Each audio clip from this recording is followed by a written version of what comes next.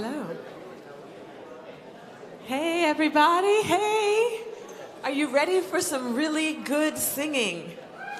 All right. So I'm just going to ask people to take their seats. I'm going to say there's restrooms right out here if you need them at any time. Welcome to all of you joining us virtually. Good to have you. There are some lunches left over here. There's coffee, there's treats.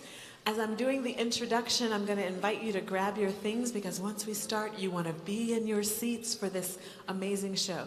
There's ham and cheese sandwiches. There's turkey and cheese. Is there champagne? There is no champagne. Sorry, Reggie. Always extra.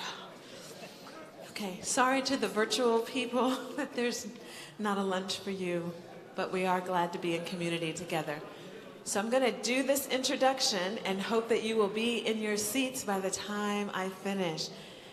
When I finish the intro, we are shutting the doors because Mr. Robinson asked that the doors be shut because we don't want to spoil the opening grandeur. We will let people in after the first song. So grab what you need to grab. And listen for a word about Stacey Robinson. Stacey Robinson is a graduate of the Juilliard School, where he studied voice with Simon Estes and Beverley Peck Johnson, winning many vocal competitions. His professional career spans across the globe alongside Ossie Davis, Placido Domingo, Ruby Dee, and Marilyn McCoo.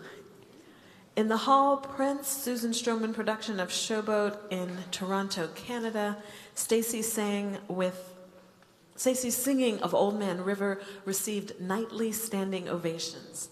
Later, Stacey sang with the San Francisco, Dallas, Seattle, Portland, and Los Angeles Opera's historic production of Porgy and Bess in the role of Crown. He was awarded the Los Angeles, Beverly Hills, Hollywood, NAACP Theater Award as Best Supporting Actor. Today, Stacey Robinson joins us with pianist Joshua Richman. Welcome, Joshua.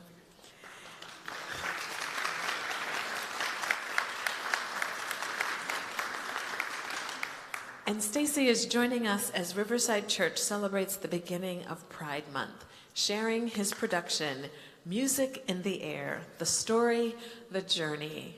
Siblings, put your hands together for Mr. Stacey Robinson.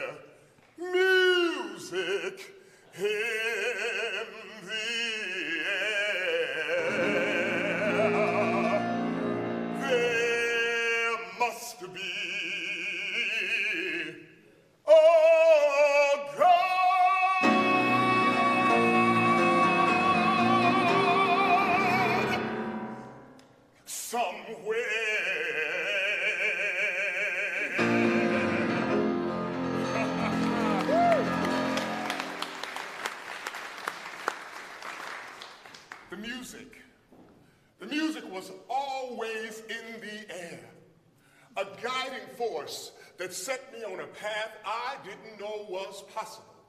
Now this afternoon, I'd like to take you all on a little bit of that journey with me and share with you some of the music and the songs that shaped my career, but more importantly, changed my life.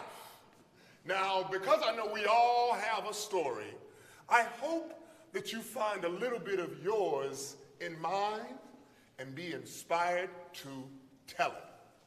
Now, it starts for me in a small town called Hodges, South Carolina, where I grew up in a comfortable home with my mom, dad, brother and sister. Next door lived my granny, my granddad. Next door to them lived my aunts and my uncles. Next door to them lived my great aunts, my great uncles. Next door to them lived my cousins, my second cousins, my third cousins removed. You get it. We all grew up on the same land owned by my great-grandfather. Now, it was a simple upbringing filled with a lot of love and a whole lot of discipline. And one thing was understood. Our parents worked hard. We went to school, but one thing was understood. Come Sunday, you went where? To church. To church. Dressed in our Sunday best, we'd make our way to Good Hope Baptist Church, where my grandma would fill the place with her voice. And one of my fondest memories was sitting next to her as a little boy, and the Spirit would hit her, and she'd raise up a song. Now, there were no microphones, but she didn't need one.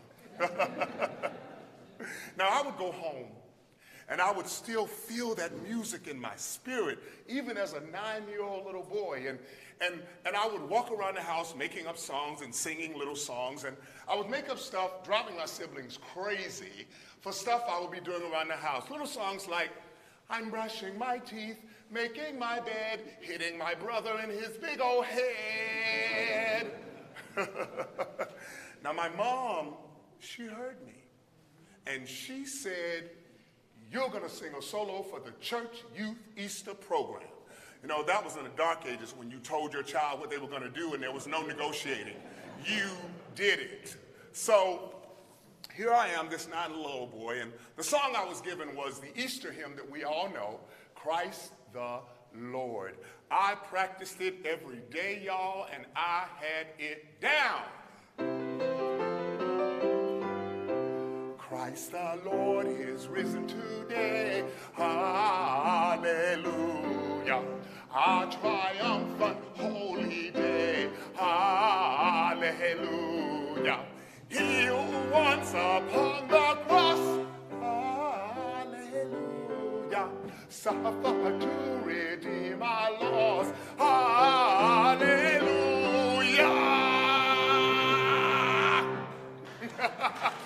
I had it down. Well, Easter Sunday rolls around and I am dressed in my Easter short set with my bow tie and matching jacket and shoes, shiny penny loafer shoes, and the church is packed. This is Easter Sunday, so you know the church was packed.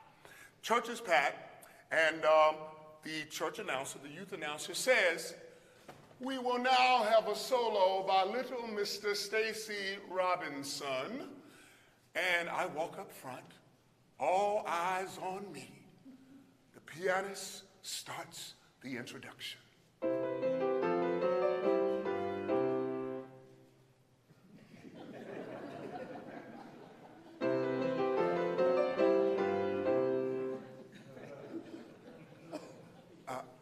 I hear my mother, she whispers, Christ the Lord. I said, huh? She said, Christ the Lord. I said, what? She said, Christ. I ain't gonna sing this stupid song. And like a ninja, my grandma comes out of nowhere, grabs me by my hand, takes me outside, puts a switch to my behind, brings me back in, and says, call his name again. He's ready now. And when I tell you that Easter, Christ the Lord had risen, and so had the whelps on my behind. You know, as I said to you, my parents worked very hard, but ever so often, they would take us on a little weekend outing. And one such outing, they took us to the local drive-in theater to see a movie called The Wiz, starring Diana Ross, Michael Jackson, Nipsey Russell, Ted Ross, and Mr. Richard Pryor. Now, the movie is going along, and we're sitting there, and we're enjoying the dancing and the music and the singing. And towards the end of the movie, when Dorothy realizes that she may not get home, on the screen appears the most beautiful lady I had ever seen. This lady had this megawatt smile and big, beautiful brown eyes, and she was, of course, this lady, the legendary Ms. Lena Horne, as Glinda, the Good Witch. Now, you all know the story. Dorothy asked Glinda if she could help her get home, and Glinda looks at her and she says, home. Home is knowing your mind, knowing your heart. If we know ourselves, we're always home. And then she says to her, if you believe within your heart, you'll know that no one can change the path that you must go. Believe what you feel and know you're right, because the time will come around when you'll say it's yours. Believe that you can go home. Believe you can float on air. Click your heels 3 times. If you believe, then you'll be there. Believe in yourself right from the start. Believe in the magic right there in your heart. Believe all these things, not because I told you to. No, no, but believe in yourself. Just believe in yourself. Believe in yourself as I believe in you.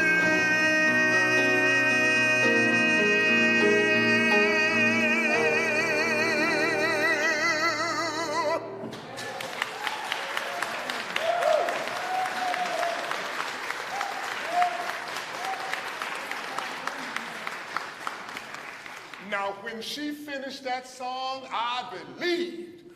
Not sure in what, but I knew I had to find out. So I sang. I sang for everything. I sang for weddings, funerals, cotillions, sporting events. Wherever they would let me, I was gonna sing.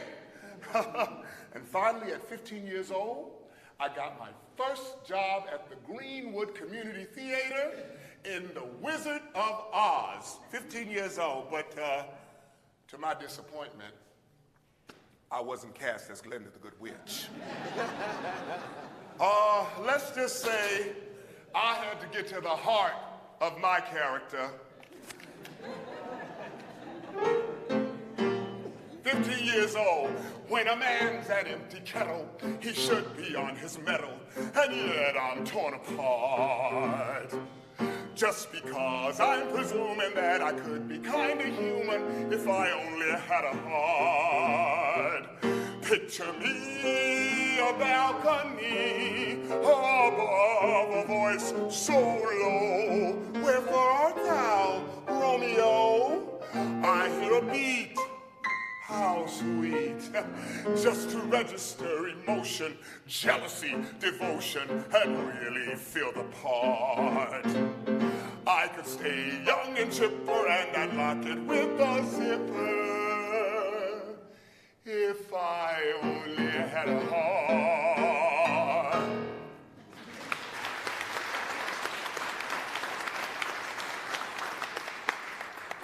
was the sound. I heard the applause, and I was hooked. So now, I go to high school, and my high school choir director teaches me some serious music, and she also taught me that there were other dynamics to singing than just loud, louder, and loudest. And, but I loved the big Broadway tunes. I loved those songs. And I got to sing for a local beauty pageant, and in that pageant, I wanted to express my desire to get to the Big Apple, so I found this old Blue Eyes nugget and sung it with all the piss and vinegar I could muster up.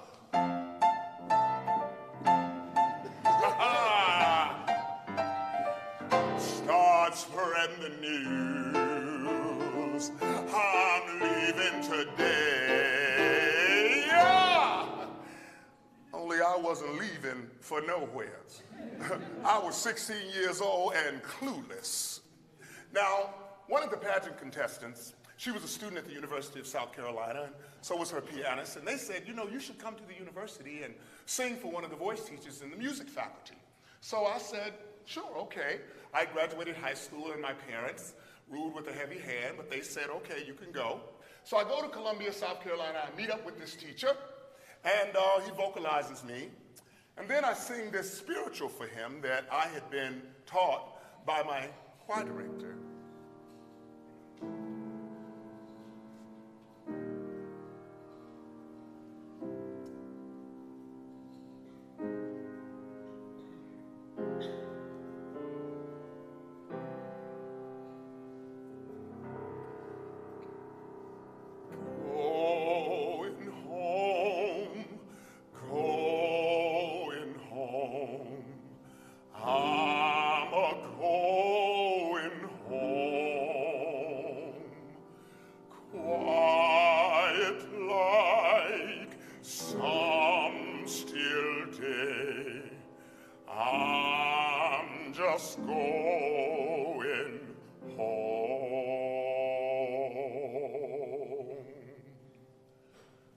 I wouldn't appreciate the deep meaning of that spiritual until I got older and experienced real loss. But the teacher heard something, and he sent me upstairs to the music department, and he said, I'd like you to meet the head of the department, and I was given a partial vocal scholarship. So I am now a student at the University of South Carolina, home of the fighting game. Cox. Now, I had the typical college experience. I went to football games, tailgate parties, pledged to fraternity, had girlfriends, and I even asked one to marry me.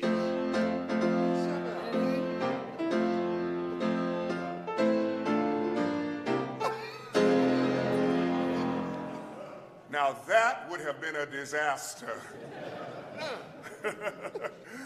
Her name was Eleanor, and she was beautiful. She was even crowned Miss Black USC. You know, in those days, you had a black one and a white one. You all remember. And interesting thing, though, to prepare for the pageant, we both went shopping, and I picked out the gowns for her evening gown and talent competition, and I coached her on her song, I Am Changing, from the musical Dreamgirls. Talk about irony. But let me tell you, when I was finished with her, she was fierce. She was fierce. And we were both clueless. But hey, we were in love. Or so we thought.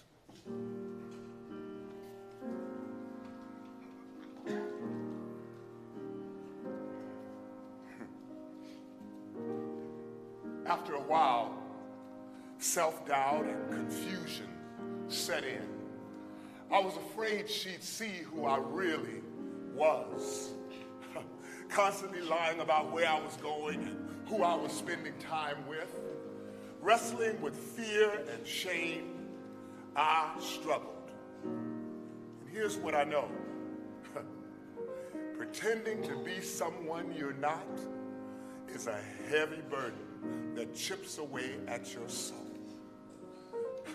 One evening, while singing for a campus event and feeling the weight of that burden, this Billie Holiday classic brought me a little bit of comfort. Them that's got shall get, them that's not shall lose. So the Bible says, and it still is news. Your mama may have, and your papa may have, but God bless the child that's got his own, that's got his own. Listen, see, the strong gets more and the weak ones fade. Empty pockets don't ever make the grade. Your mama may have, and your papa may have, but God bless the child that's got his own, that's got his own. And here's what we all learn eventually. The lesson is, money you got lots of friends, they're crowding around your door. But when your money's gone and your spending ends, see, they don't come around no more. Rich relations give crust of bread and such. You can help yourself, but don't you take too much. Your mama may have, and your papa may have, but God bless the child that's got his own. God bless the child that's got his own. God bless the child.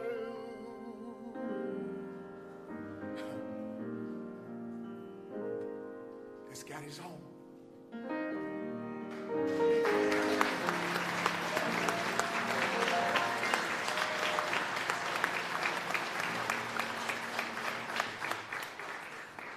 One of my college professors was there that evening at that performance at USC, and he knew that I was struggling academically, and I was also struggling with other issues that I couldn't really share with him. And I met in his office, and he said to me, you know, you should really consider transferring to a smaller school, possibly an HBCU, historically black college and university.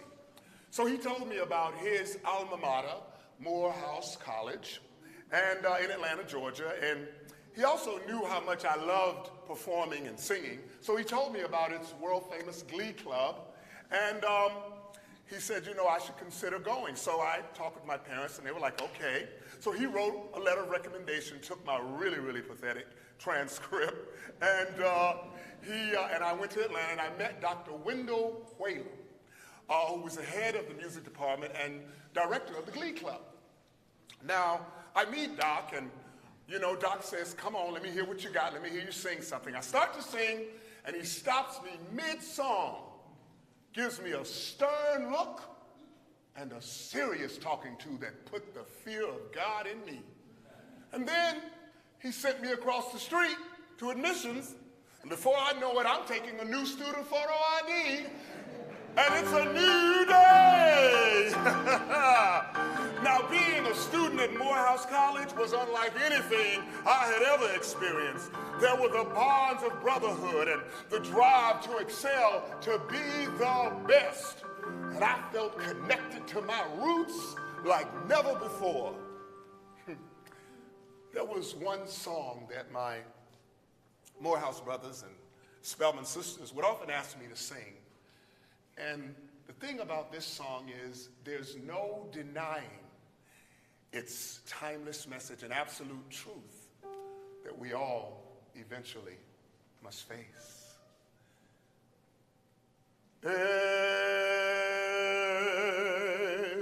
Everything must change.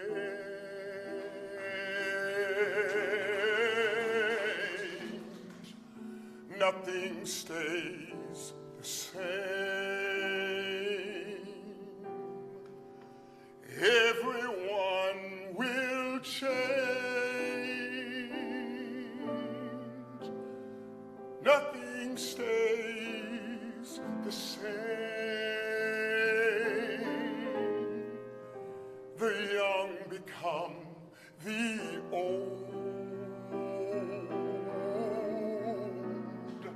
Mysteries do unfold. But that's the way of time.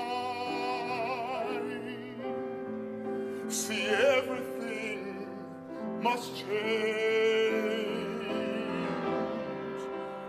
There are not many things in life you can be sure of, except this, Miss Emma Jean.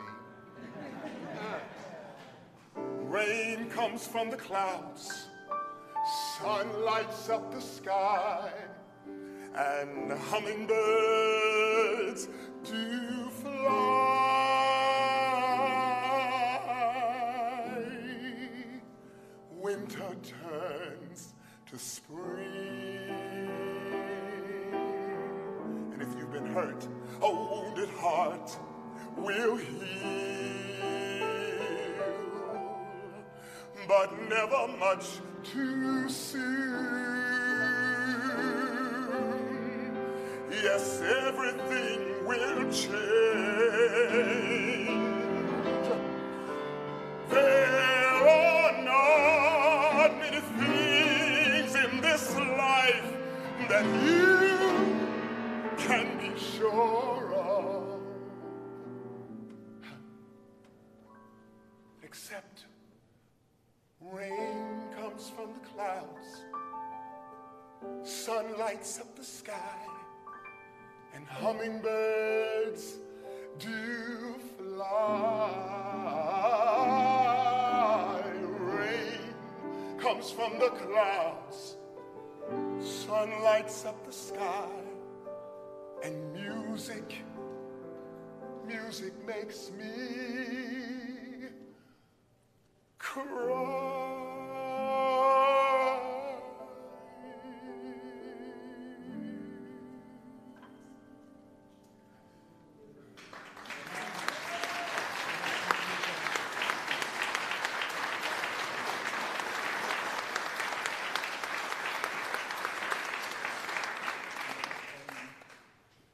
And boy, did things change. My last year at Morehouse, Dr. Whalen went into the hospital for bypass surgery, and he never left. He had a massive heart attack and died. We were devastated. Dr. Whalen was not only a tower in music, but he was also a mentor to so many of us. I remembered a few of the conversations we'd had about me being in music and how it seemed like the obvious choice. And all I could say is that he changed the direction of my life. So I finished school and I took a job in downtown Atlanta at IBM in the mailroom because I had to pay my rent and I had to eat. So, but I sung around town in Atlanta and trying to figure out, praying, trying to see what was my next move gonna be. And in one afternoon, I got my answer. I bought a ticket to see the matinee performance of Dreamgirls at the Fox Theater in Atlanta, Georgia, starring Tony winner Lillian White as Effie.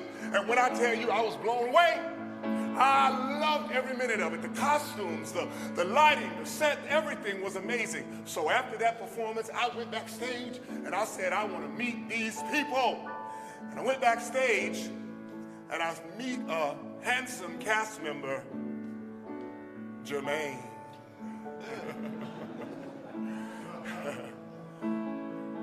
He asked me if I knew of a place where they could get soul food, and I said, beautiful.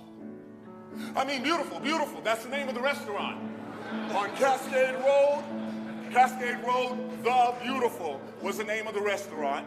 And then he asked me if I had a car, and I said to him, well, I have a piece of a car. And that afternoon, before I knew it, I look up, and in my 1976 unair-conditioned Cutlass Omega, 7 cast members of Dreamgirls, we were on our way to get soul food. And that afternoon, we dined on fried chicken, smothered pork chops, collard greens, cornbread, mac and cheese, peach cobbler, red velvet cake, sweet tea, and lemonade. Yeah, yeah. I'm from the South, y'all. I can't help it.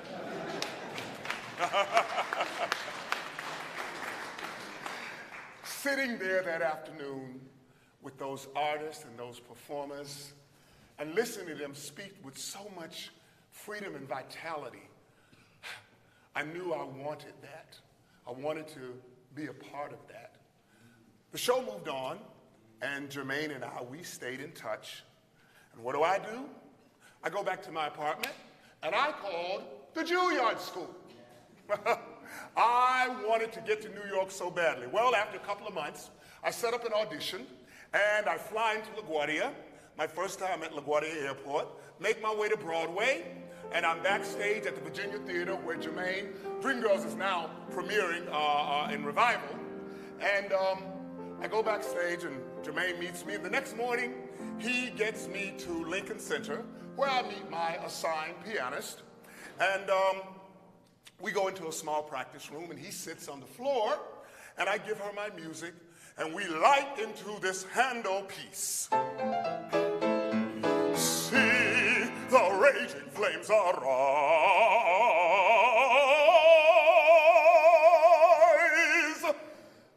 Jermaine jumped up with a WTF look on his face and was like, where the hell did that come from and why didn't you tell me you did that?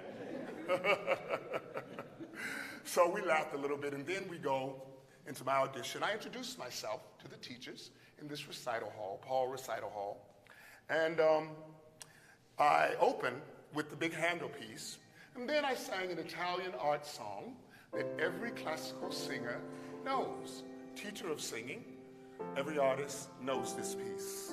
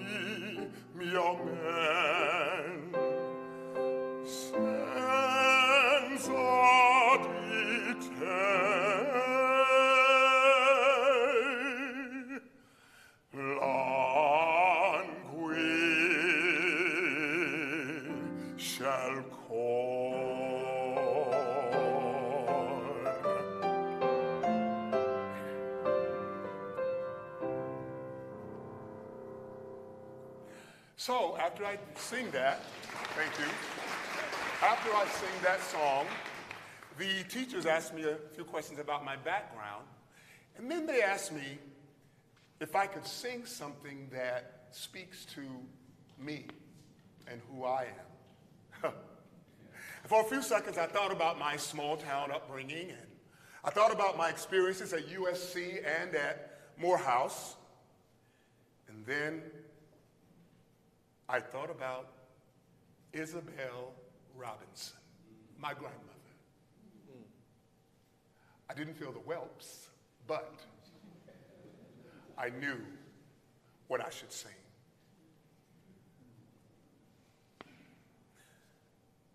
I want Jesus to walk with me. I want Jesus to walk with me. All along my pilgrim's journey, Lord, I want Jesus to walk with me.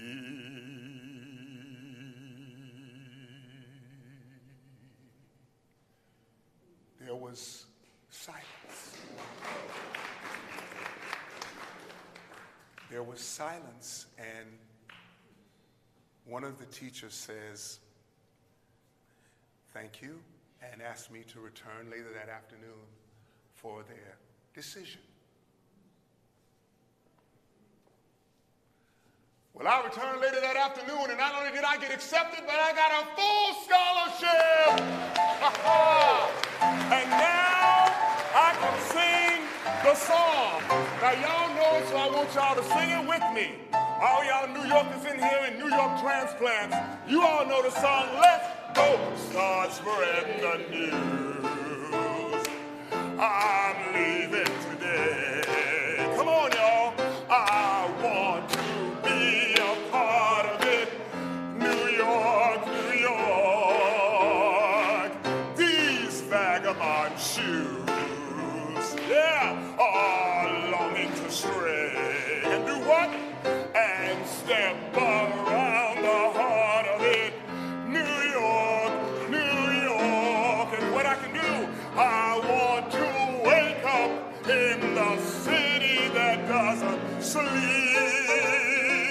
and find out king of the hill, top of the heap. My little town blues are melting away. I'll make a brand new start of it in old New York. If I can make it there, I'll make it where? Anywhere. Come on, come on, come through. New York, New York.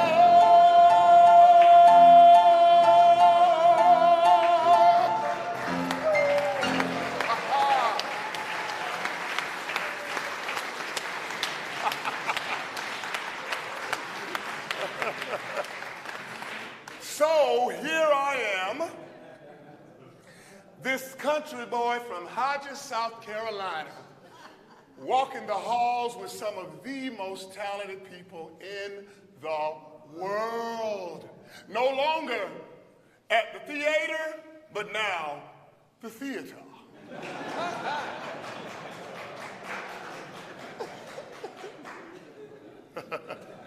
One afternoon, I was in the Office of Student Affairs at Juilliard, and we were taking a day of a holiday off. I don't remember which holiday, but the president of the school walks in, Dr. Joseph Polisi.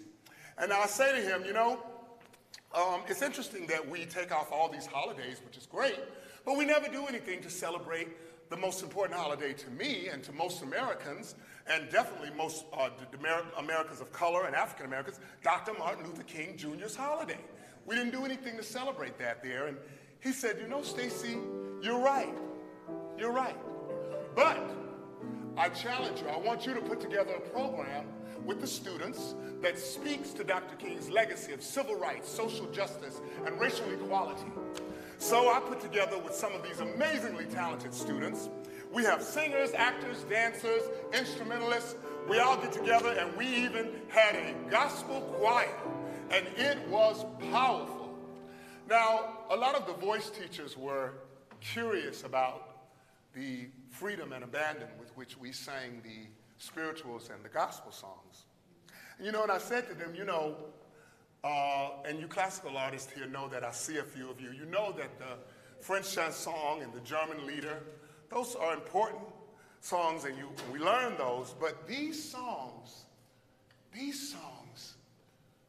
come to us from our ancestors, and they speak to a place inside of us. Amen. Where we are able to fulfill a longing.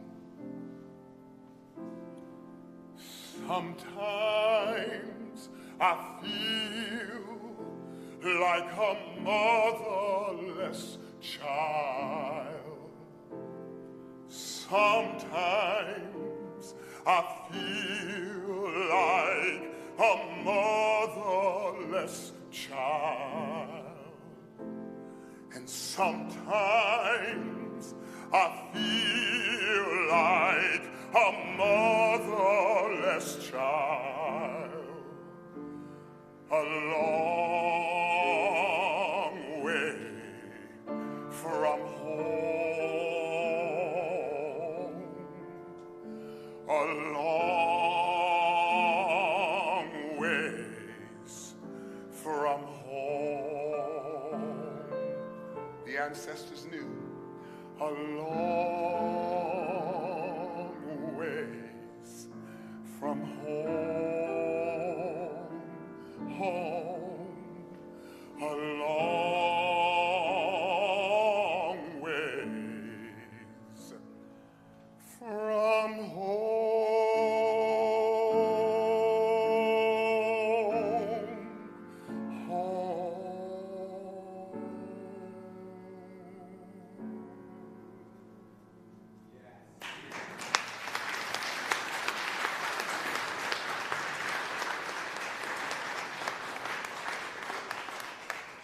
Well, I finished my coursework, and it's now time for my graduation recital. I forgot to also add that program that we started to celebrate Dr. King continues today at Juilliard to celebrate Dr. King at the Juilliard School.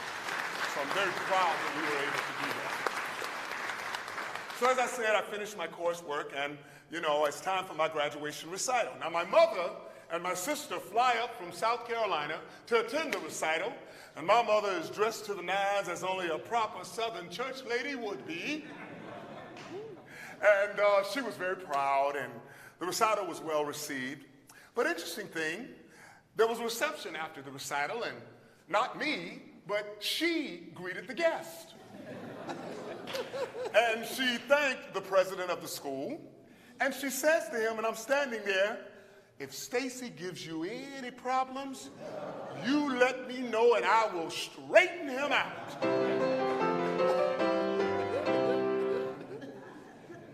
Little did she know the straightening me out ship had sailed.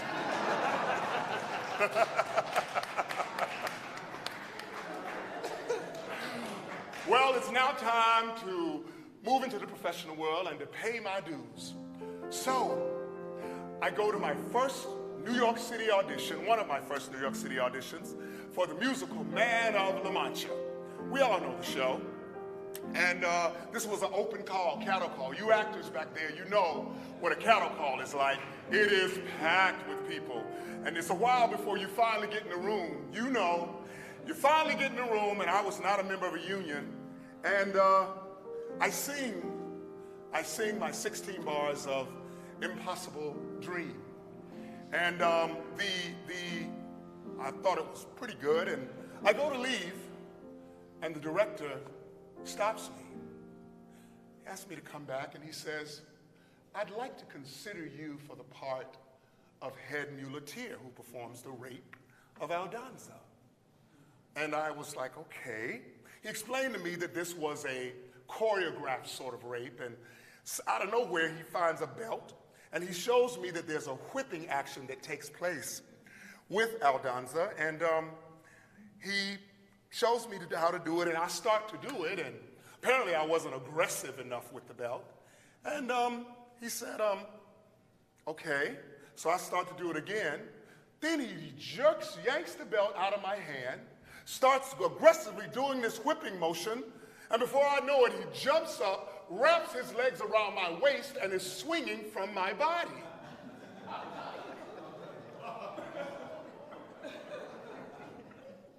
I am stunned and not quite sure what to think about this. So after a few seconds, he jumps down, looks at me, and says, "Thank you." I realized then what it was he really wanted. I leave the room, and one of the directors, she comes behind me, she stops me, she says, "What he did was inappropriate behavior, and I want you to bring him up on charges with Actors Equity." Now, my emotions were all over the place, and I'm like, well, I'm not a member of Actors Equity. I'm sorry. I don't know. You know, I just want to leave. I want no parts of this. And she calms down. She apologizes for what he did. And she says to me she's casting a musical called Big River, based on Mark Twain's novel, The Adventures of Huckleberry Finn. And asked me would I come in and audition for Jim, the runaway slave.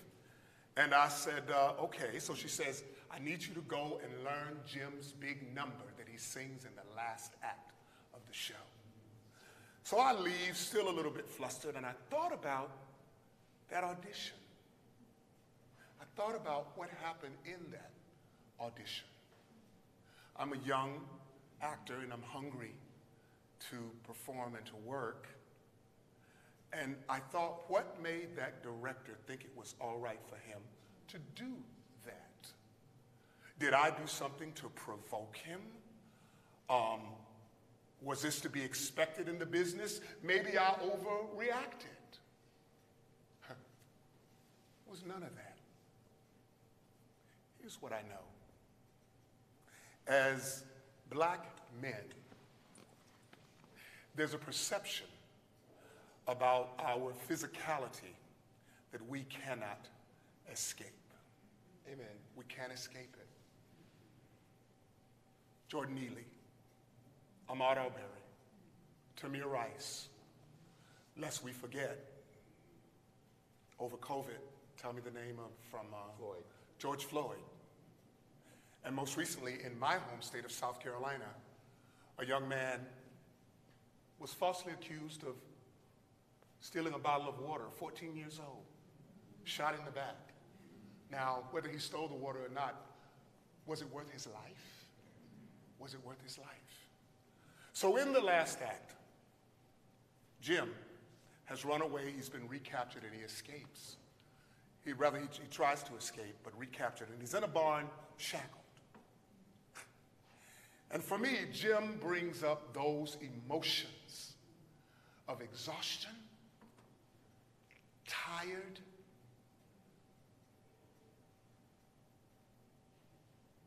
and just needing to breathe. I wish, by golly, I could spread my wings and fly and let my grounded soul be free for just a little while, to be like eagles when they ride upon the wind and taste the sweetest taste of freedom for my soul, and be free at last, free at last. Great God Almighty, I'd be free at last, to let my feelings lie where harm cannot come by and hurt this always hurting heart that needs to rest a while. I wish, by golly, I could spread my wings and fly and taste the sweetest taste of freedom for my soul.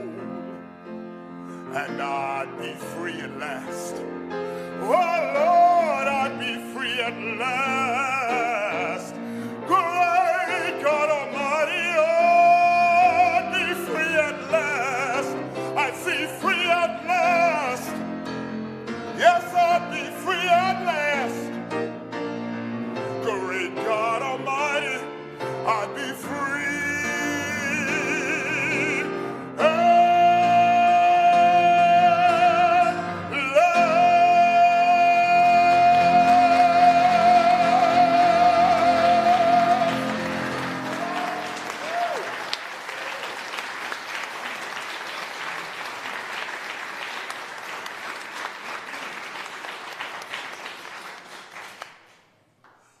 Well, I got the part. And I got my equity card. And I now have what we call in the business an agent. So now I am doing regional theater all over the country. I'm doing commercials, voiceover work. I even did a production by Shakespeare, Titus Andronicus, where I played Aaron the Moor. I even played in an NBC television series. It was one episode, but I was a crackhead. Probably the biggest one in television history. But, so I also find myself in London, off to London, England, at the Old Vic Theater, in the Olivier Award-winning production of Carmen Jones, where I play Husky Miller, the boxer, Carmen's lover. So, after about a year in London, I get back to New York, and my agent calls and says, I've set up an audition for you with Phantom of the Opera on Broadway. So now I'm like, oh, a Broadway debut. How wonderful will that be? Now, the thing about Phantom, at that time, there was nobody in the cast who looked like me. Y'all know what I mean.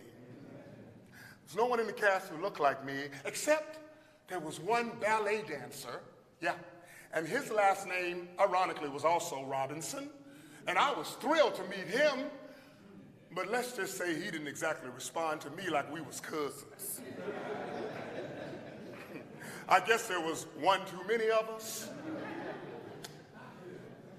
At any rate, my time in Phantom was short-lived, as Hal Prince and Susan Stroman were now directing a new production of Showboat in Toronto, Canada. Now, I was hired in the ensemble, and I understudied Joe, played by the amazing Mick Bell. Now, Mick is an incredible singer-actor who never, I was told, never misses a performance. I was his understudy, but just in case, I stayed ready. And as the business goes, the associate director comes to me after a matinee performance and says, Mick can't do the evening performance. You have to go on. He's dealing with terrible back pain. I was like, okay, I can do it. So I study my lines in between the show. Curtain goes up. I hit all my marks. I hit everything. I know what I'm doing. And then finally comes the big number that Joe sings. We all know that number. And the orchestra rises up, and all of a sudden, I sing the song, and I give it a great big operatic finish to thunderous applause. And I exit the stage, and the cast members were patting me on the back. Stacey, you were so amazing. Oh my God, you were great. You were wonderful. I'm feeling good. And I see standing there legendary actress Elaine Stritch. And she looks at me and says in that voice, what the fuck was that?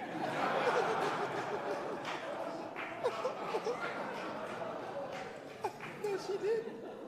Come to my dressing room. I go to her dressing room. I have a seat. She says, look, you're a great looking kid. You got a great voice.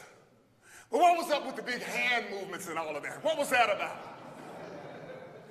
I said, I was just selling the song. You don't need to sell the damn song. Everybody knows it. What you have to do is find something honest and play that. Because if you don't believe it, they won't either.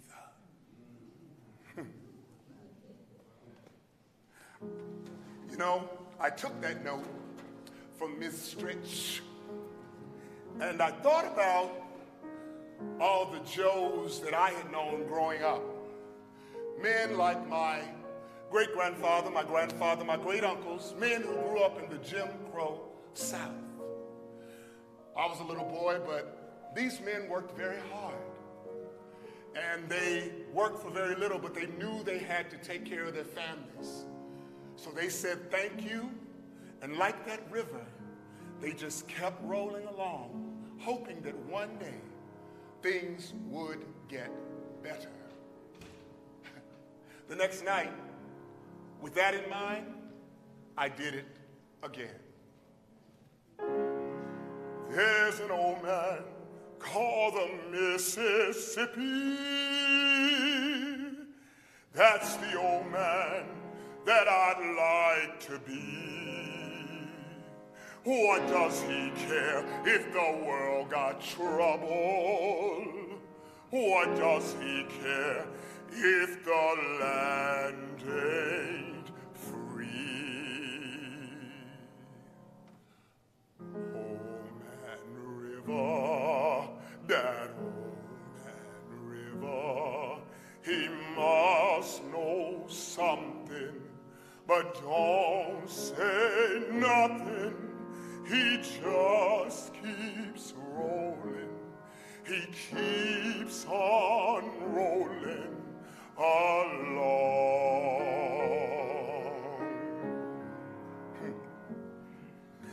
He don't plant potatoes, he don't plant cotton, and them that plant some is soon forgotten. But old man river, he just keeps rolling along.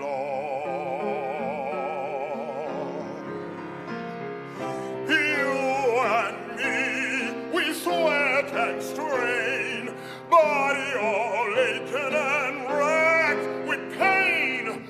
Tote that barge, lift that pail, get a little drunk, and your land's in jail.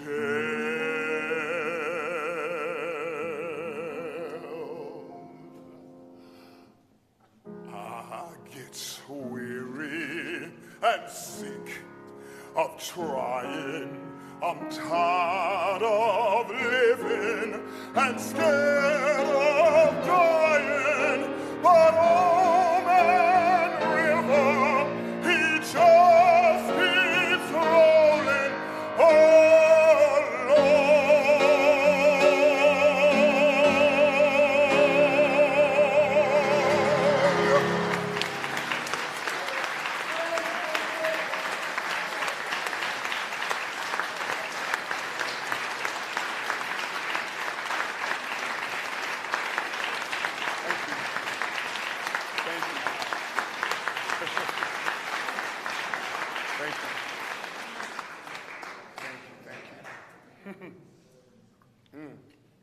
Well, I went on for 3 months as Joe.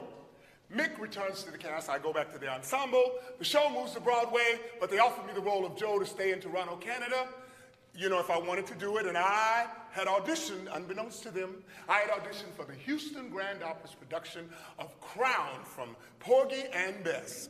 Now, Crown is not a nice man.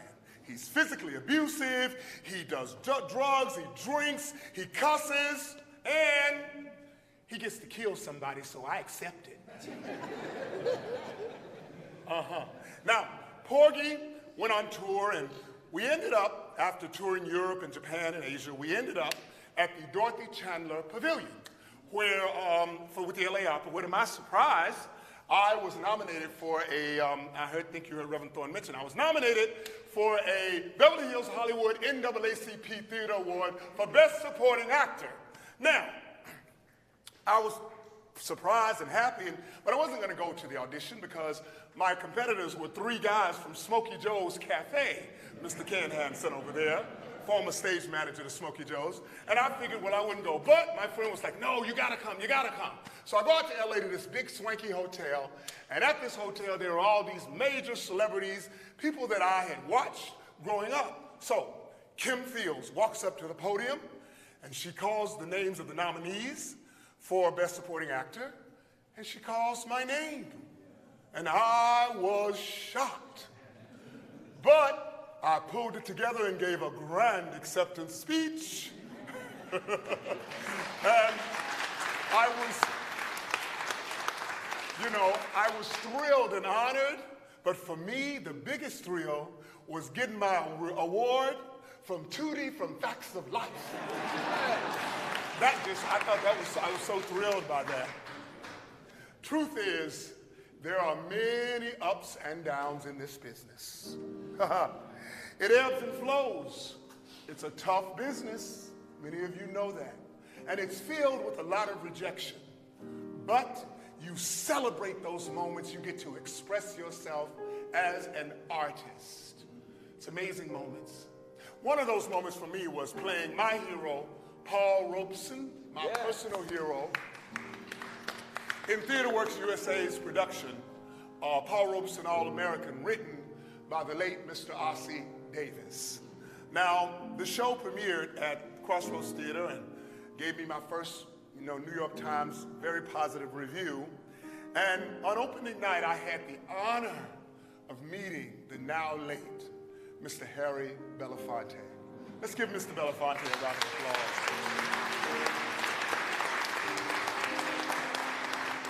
Mr. Belafonte was complimentary, and he looked at me and he said, like Robeson, you can be a great performer, and you can also use your gift, your voice, to stand for something greater than yourself. Now, at the time, I thought that was a noble idea, but I wanted to perform. I just wanted to keep working. So I find myself now in Palo Alto, California, in a production called Sideshow, where I play Cannibal Jake.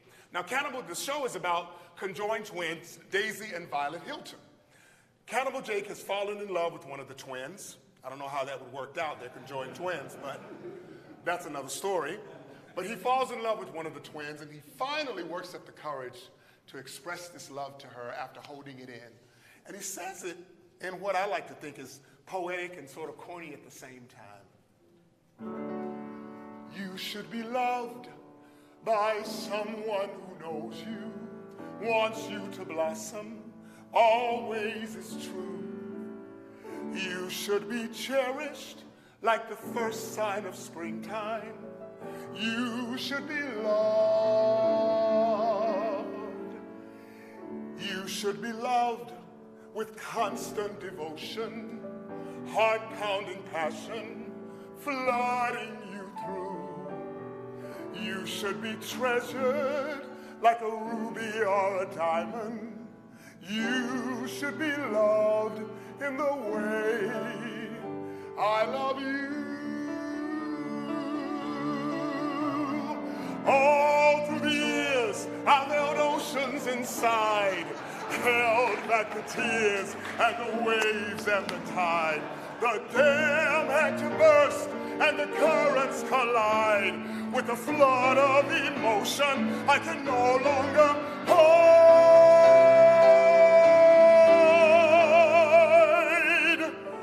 We should be close as stars are to heaven, shoreline to ocean, birds to the blue. We should be coupled with a lifetime connection. We should be joined like we're one and not two. Yes, you should be loved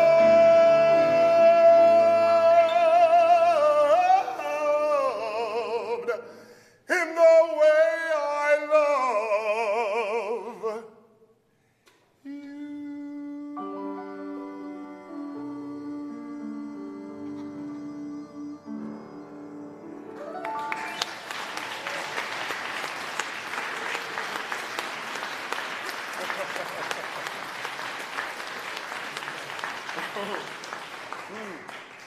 Now, in Stephen Sondheim's musical Follies, this song comes along, and a lot of us are familiar with it. It's sort of a torch song, but the lady who's singing it, she's wealthy, she's married, she has everything she could want, but she's in love with someone else.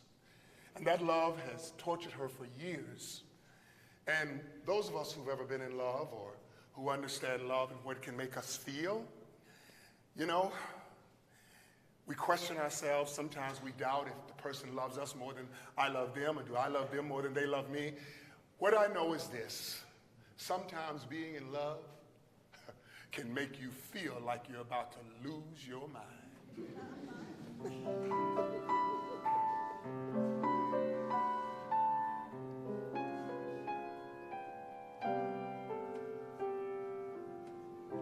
The sun comes up, I think about you. The coffee cup, I think about you. I want you so, it's like I'm losing my mind.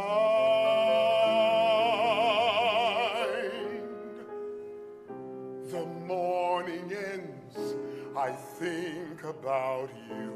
I talk to friends and think about you. And do they know it's like I'm losing my mind? All afternoon doing every little chore, the thought of you stays bright. Sometimes I stand in the middle of the floor, not going left, not going right. I dim the lights and think about you. Spend sleepless nights just thinking about you. You said you loved me, or were you just being kind? Or am I losing my mind?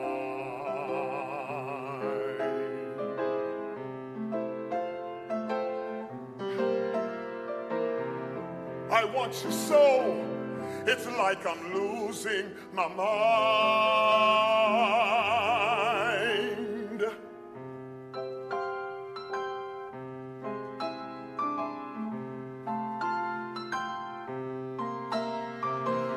Does no one know it's like I'm losing my mind? All afternoon doing every little chore, the thought of you stays bright. Sometimes I stand in the middle of the floor, not going left, not going right. I dim the lights and think about you. Spend sleepless nights just thinking about you. You said you loved me, or were you just being kind?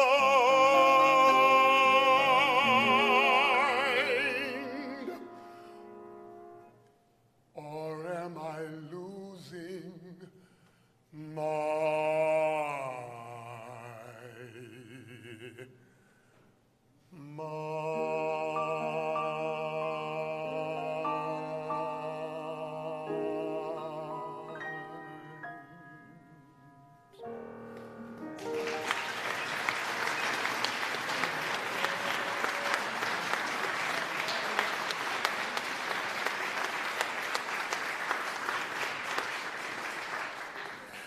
You know, one of the things about this business is you get a little downtime.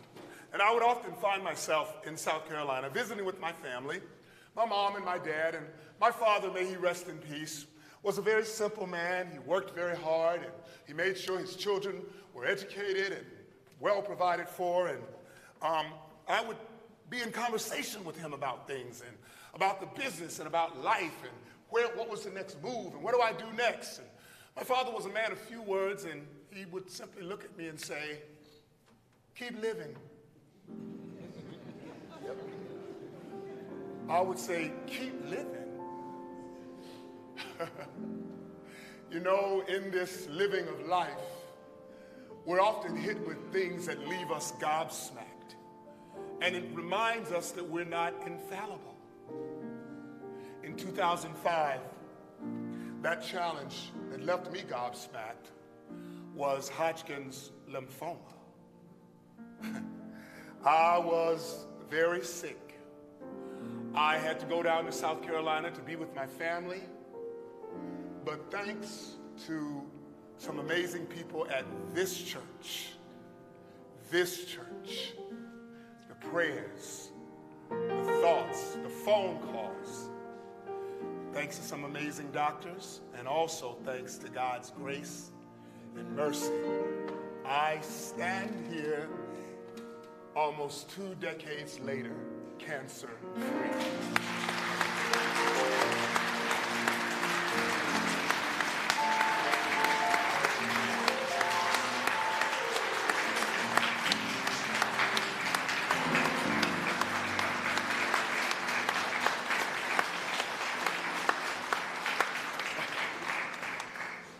Thank you. Now, in the midst of sickness and healing, I needed what I call a come Sunday moment. And what does that mean? Sundays in my family were days where after church, the family would get together, we would eat a lot of food, we'd play some games, and the children would run around outside and mess up their church clothes. And it was also a day of restoration and rejuvenation. And I knew that in my sickness, if I could get to a come Sunday moment, that moment where everything was going to be all right and I was going to be just fine, this Duke Ellington classic took on a whole new meaning for me.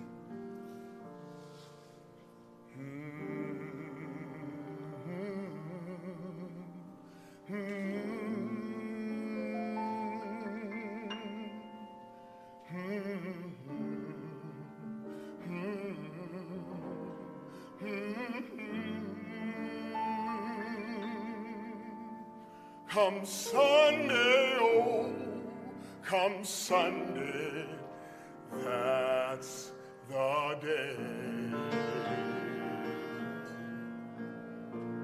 Lord, dear Lord of love, God Almighty, God above, please look down and see my people through. Lord, dear Lord of love, God Almighty, God above, please look down and see my people through.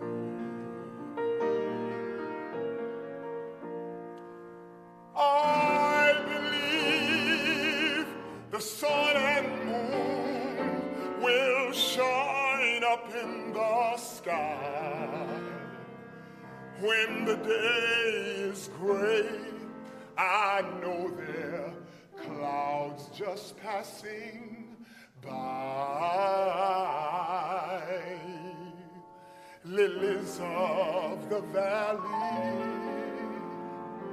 they neither toil nor spin, and flowers bloom in springtime, and little birds they sing. Often we'll feel weary, but he knows our every care. Go to him in secret, and he'll hear your every prayer. He'll give peace and comfort to every troubled mind. Come Sunday, oh, come Sunday, that's the day.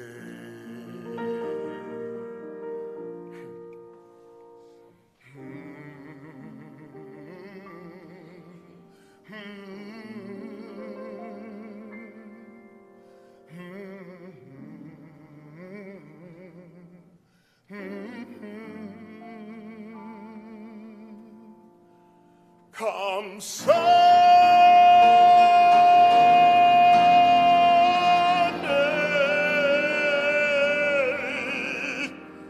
that's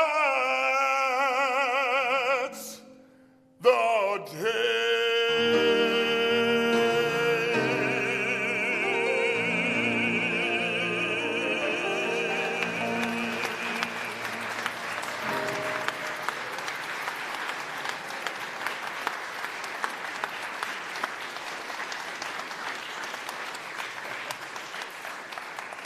Well, it's time to get back to New York and get to work, but this time I knew it had to be different. Because when you realize that you have a purpose and a calling, and I heard the words of Mr. Harold Belafonte in the back of my mind saying, use your voice to uplift others and to stand for something greater than yourself.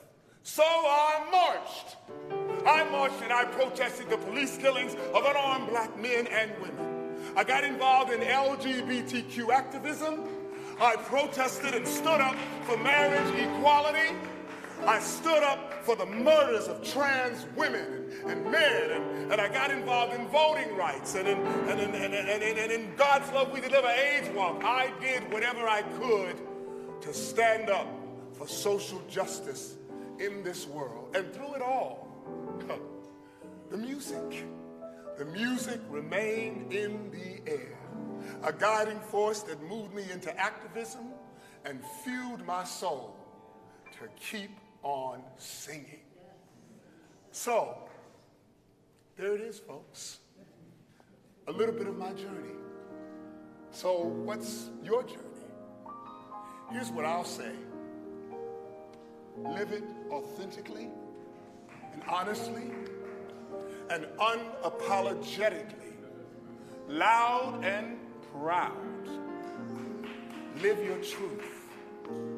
Now, sometimes we all know that that's not easy, because sometimes we're operating in a world that fights against who we are.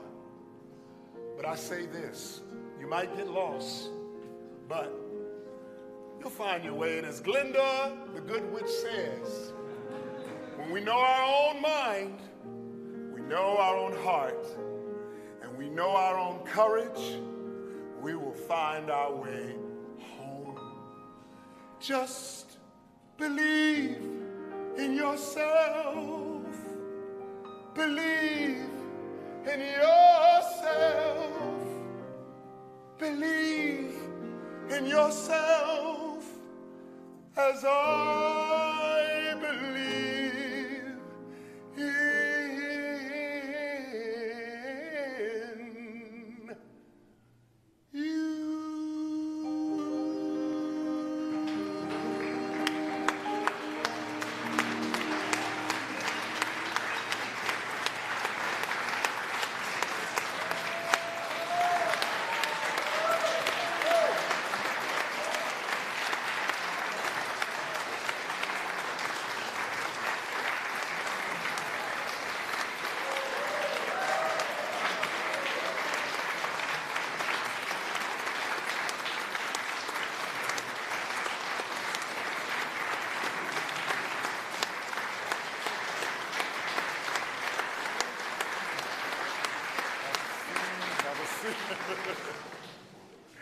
You know, it was Audre Lorde who said our silence will not protect us.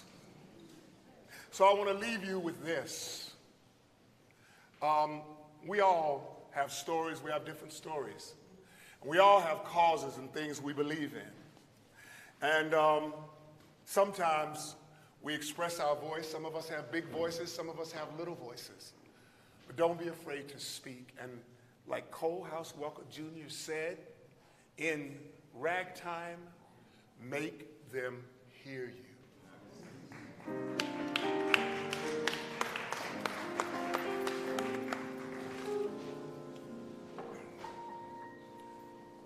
Go out and tell our story. Let it echo far and wide. Make them hear you. Make them hear you. How justice was our battle and how justice was denied. Make them hear you. Make them hear you. And say to those who blame us for the way we chose to fight, that sometimes there are battles which are more than black or white. And I could not put down my sword when justice was my right. Make them hear you. Make them hear you. Go out and tell our story to your daughters and your sons. Make them hear you. Make them hear you. And tell them in our struggle, we were not the only ones. Make them hear you. Make them hear you. Your sword can be a sermon or the power of the pen.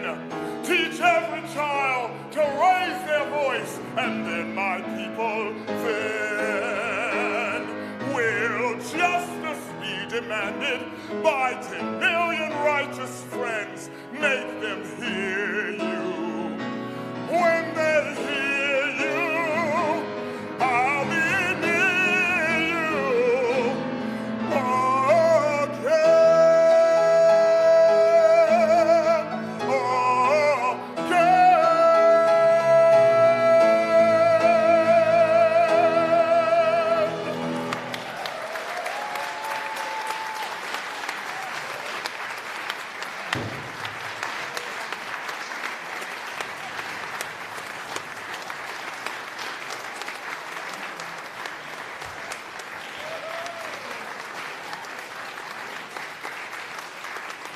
Now, he did not want me to do this, but I have to introduce my director and my friend and my roommate from Morehouse College. He's back there. He's wearing the uppity t-shirt, Mr. Maurice McRae. He didn't want me to do it, but I have to introduce Maurice.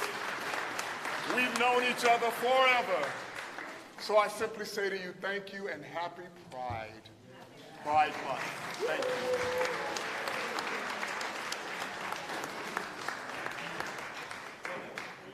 That was great, man. Thanks. Thank you. Thank you. Encore? That's the encore. That's it. You got to make them hear you. That's it. Thank you, my man. Thank you for coming.